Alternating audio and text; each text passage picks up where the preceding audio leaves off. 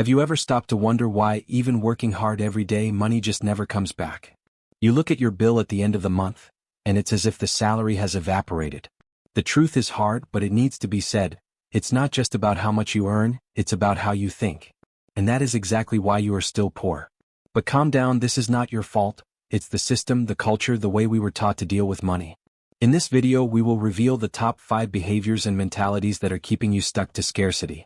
And the best, I will show you how to change this in a practical way with simple attitudes, but that almost no one applies. It doesn't matter if you earn little or a lot. If you keep repeating the same mental and financial patterns, you'll stay in the same place. And you know what the problem is? Most people don't even realize that they're sabotaging themselves every day. It is like an invisible cage. You think you are free, but you are stuck in the same habits that prevent your financial evolution. Locked in this video, you will see yourself. And that can hurt. But it is this discomfort that awakens change. Now, before we start, I want to make you an invitation. If you want to dominate your mind, understand the game of money, and build a life with purpose and freedom, subscribe now in the channel. Here there is no winding, only truths that can change your trajectory. So get ready, because the first behavior that keeps you trapped in poverty can be the most dangerous of all. Live as rich but think as poor. You can start today. When your next paycheck comes in, before you do anything else, transfer a small portion of your money to a separate account. Preferably one that you don't have easy access to.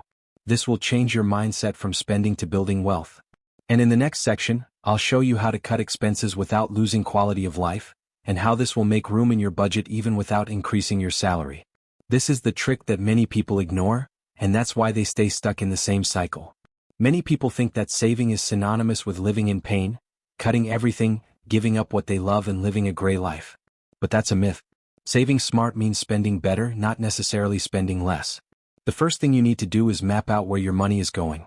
And here's a powerful exercise. Open your statement from the last 30 days and write down the expenses that didn't bring any real value to your life. Unnecessary delivery, that subscription you no longer use, impulsive purchases just to alleviate boredom. Together, these little leaks silently drain your money. Now think, what could you keep more consciously? Maybe cooking at home 3 times a week would already save you a good amount of money. Maybe walking in the park instead of going to expensive places could give you leisure without weighing down your pocket. The idea is not to deprive yourself, it's to prioritize. Use the rule of the 3 R's: reduce, reevaluate, and redirect. Reduce what doesn't add value to you.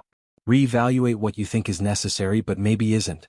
And redirect that money to your savings or to something that really brings you closer to financial freedom. The secret is balance. When you learn to spend with purpose, every penny starts working for you, and not against you. That's how you build a lighter, richer, and much more conscious life.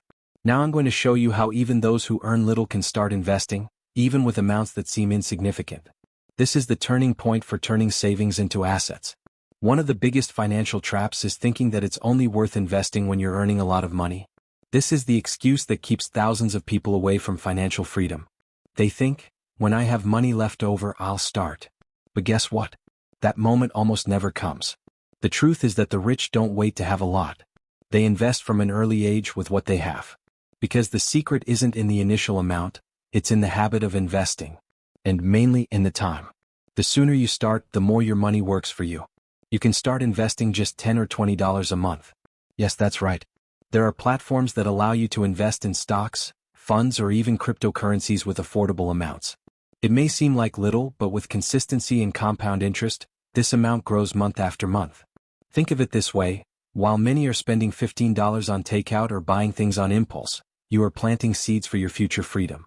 Those who invest first reap security. And those who put it off will continue to chase losses. So here's a simple challenge: take $10 right now and invest it. Don't think about the amount. Think about the habit. Think about who you are becoming. Have you ever noticed how many people say, investing? Oh no, that's too risky. But, do you know what's even riskier? Depending on a single salary and never making your money grow. The truth is that the fear of investing comes from a lack of knowledge. And what we don't understand, we avoid. But while you run away, time is running out, and inflation is eating away at your idle money. Dollar banknote leaving $5,000 in your account for 5 years can give you a false sense of security. But, in practice, that amount is worth less and less. Now, if you invested that same $5,000 with an average return of 8% per year, in 10 years, you would have around $10,800. It's not magic, it's the power of compound interest. The secret is not to invest a lot, it's to start small and be consistent. You can start with $50, $100 a month. The important thing is to get in the game. What's more, rich people are not afraid to invest because they understand the risks and learn to control them. They study, observe patterns, and make decisions based on logic, not panic. Have you ever heard the phrase, "You are the average of the 5 people you spend the most time with"? That's right. And if these people are always complaining, are afraid to try something new, only talk about debt and never talk about investing, guess what's going to happen to you? Poverty is not just a lack of money, it's also a mental environment. And if you're surrounded by people who think small, who are afraid of risk, who spend everything they earn, you end up adapting to that pattern. And worse, when you try to change, when you decide to save money, invest, study finance, these same people may laugh, call you a cheapskate, or say that you've changed. But the truth is that you haven't changed, you've woken up. Speech balloon. As long as you're surrounded by people who bring you down, it will be hard to grow. The rich know this. They connect with those who add value, with those who are already where they want to be. They invest in mentoring, books, and networks. They understand that environment is strength. If you want to get rich, start connecting with content and people who speak the same language. That's why this channel exists, to be an environment for growth, not excuses. Many people repeat, money isn't everything in life. And in fact it isn't. But the people who insist on this the most are usually those who never had enough money to discover what it can really provide. This phrase has become a shield to justify stagnation, lack of action, and resistance to learning about finance. But the reality is simple: without money you depend. With money you choose. Money is freedom. It's being able to decide where to live, what to eat, how to take care of your health, and even how much time you spend with the ones you love. Saying that it's not important is the same as ignoring the impact that the lack of it has on every aspect of your life. People who truly understand the value of money don't put it above all else.